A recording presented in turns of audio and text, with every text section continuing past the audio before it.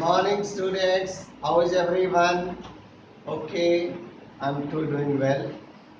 We are reading the chapter The Gift of Chappals, and in the previous part we saw that Mridu is taken to cousin's house by Patti, Dadiji, the grandmother, and there when she goes to the backyard along with the cousins, she finds a little kitten over there,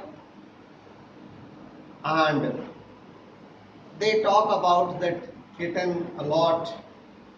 And during that time, they hear a sound, and then she is told that the sound which was so shriek, this sound was produced by Lalli, who is learning to play violin. Now further. Mridu crept up to the window. Lalli was sitting a little distance away, awkwardly holding her violin and bowstring, her elbows jutting out and her eyes glazed with concentration.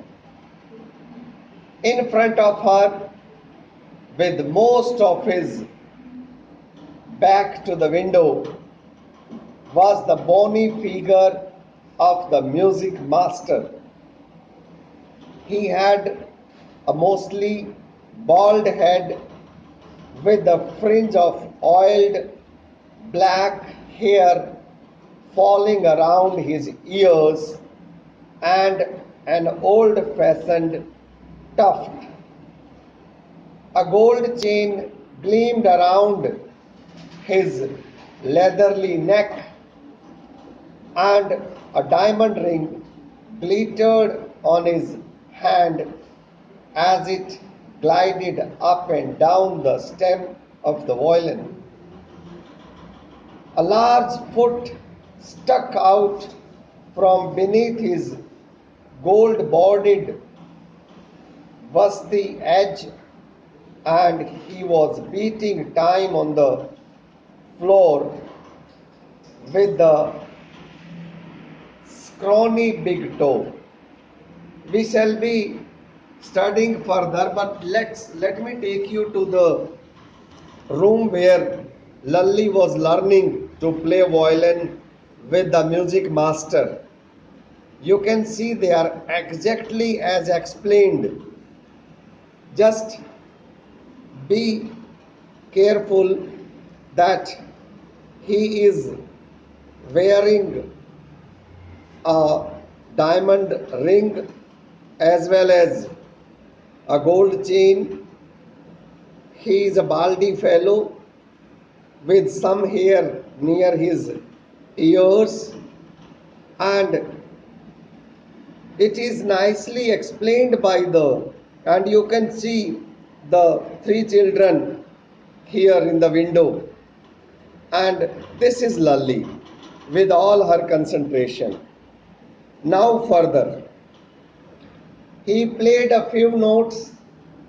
Lalli stumbled behind him on her violin, which looked like helpless and unhappy in her hands. What a difference! The music master's notes seemed to float up and settle perfectly into the invisible tracks of the melody. It was like the wheels of a train fitting smoothly into the rails and whizzing along. As Ravi said, Mridu stared at that huge, bronzed hand moving effortlessly up the violin stem and making lovely music.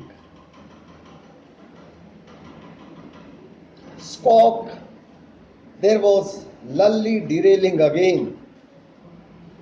Amma came a wail from the gate. Amma, oh! So here the author explains how Lully learns to play violin, but every time she is trying hard, but every time she derails. She misses the notes. She is not able, despite all the concentration, she is not able to copy the master perfectly, and she misses a note or two, and because of that she makes very shriek sound that looks very unpleasant to that uh, appears very unpleasant to the ears. Now further, Ravi sent the beggar away, cried his mother from the back veranda where she was chatting with Tapi. He has been coming here every day for the past week, and it's time he found another house to beg from, Pati explained to Tapi. Mridhu and Meena followed Ravi out. The beggar was already in the garden, making himself quite at home. He had spread his upper cloth under the neem tree and was leaning against its trunk, apparently prepared to take a little snooze while he waited for the arms to appear. Go away, said Ravi sternly. My Pati says it's time you found another house to beg from.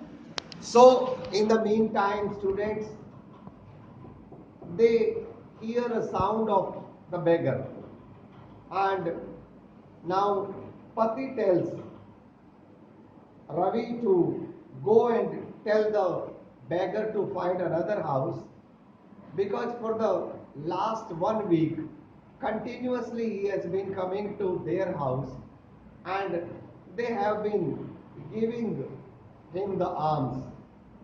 By the time Ravi reaches over there, he is already seated under the neem tree, already spread his cloth over there, and he is waiting for the alms. But Ravi tells him to go away very sternly, as was told by the grandmother.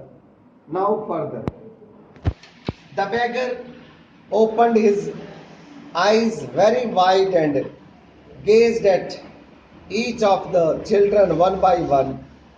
The ladies of this house, he said at last, in a voice choked with feeling, are very kind souls. I have kept my body and soul together on their generosity for a whole week. I cannot believe that they would turn me away. He raised his voice. Amma, Amma, oh, said his wail might be, but it certainly wasn't feeble. It began in a deep, strong rumble somewhere in his withered belly and came booming out of his mouth with its few remaining teeth stained brown with beetle chewing. तो इस तरह से हमने देखा कि जो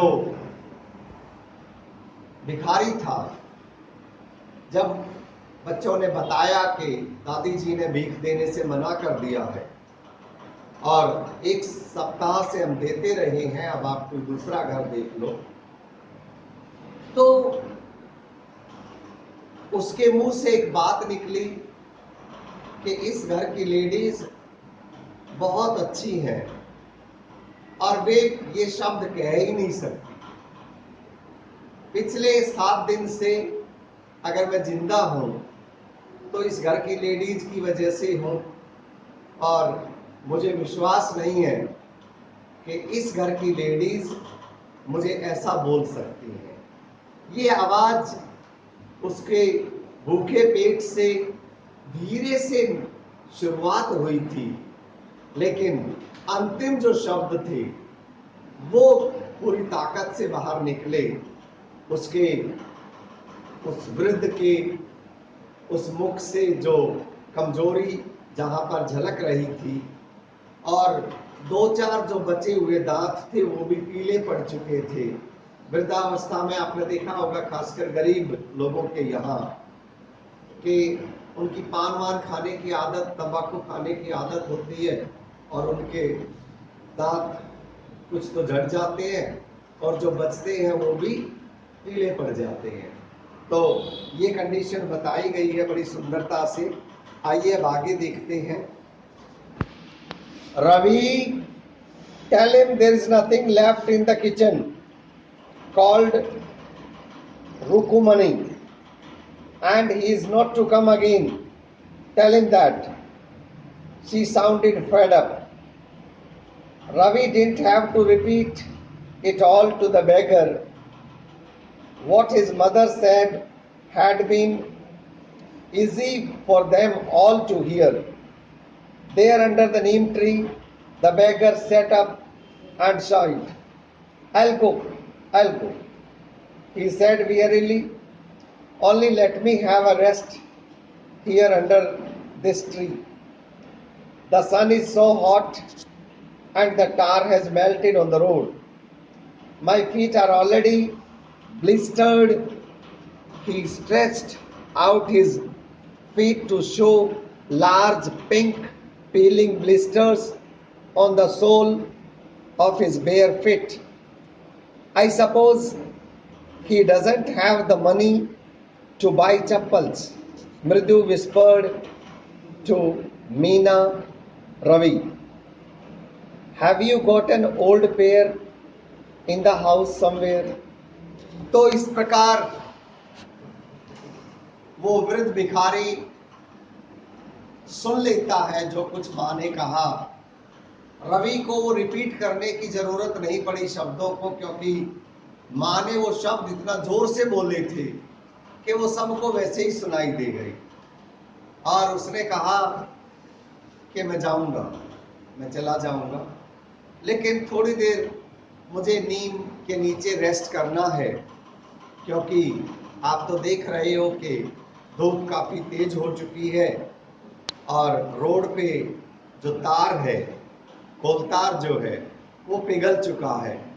मेरे पैरों में पहले से ही छाले पड़े हुए हैं और ब्लिस्टर्ड है मेरे पैर। तो अब मैं थोड़ा सा रेस्ट करना चाहता हूँ, उसके बाद जाना चाहता हूँ। देखिए, we shall continue further. I want to stop this video, end this video here, so that you just watch it once more, then read the text, and most importantly, do all the lengthy words, the words which are new. Please write down and write down their meanings also. Learn them. Next time when we meet, I'll be asking you the word meanings first. Then only we shall proceed further. Very soon I'll be with you again with the next part of the video. Till then, it's goodbye.